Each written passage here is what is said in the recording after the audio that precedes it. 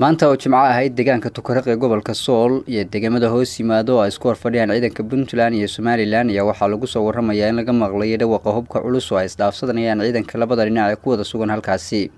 wararka aanu ka helayno deegaankaasi ayaa waxa ay sheegayaan in labada ciidan ay rasaastaasi aad ka xoogan ay isdhaafsadeen inkastoo uusan jirin ilaa hadda wax khasaare oo laga soo sheegayo rasaastaasi labada dhinac ay isdhaafsadeen.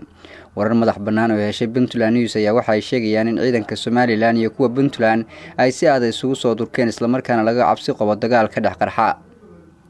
koonfurta deegaanka Tukaraq ee gobolka Sool gaar ahaan deegaanka Buuraleyda ayaa waxaa lagu soo waramayaa in intiisa badan ciidanka Puntland ay si aad isugu fidiyeen iyadoo Somaliland ay ku jiro diyaar garow xoogan ay ku doonayso inay ku difaacato fariisimo ay halkaas ku leedahay halka kuwa kalena ay hore u sii banaysay. dhanka kalena laamiga dheer ee deegaanka Tukaraq mara ayaa waxaa lagu soo waramayaa in Somaliland ay ku ururisay ciidamo aad u fara badan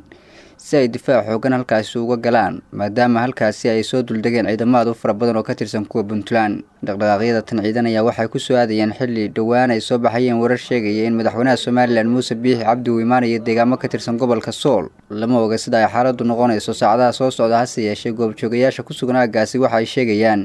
inay ka cabsi qabaan dagaal halkaasi ka qarxa.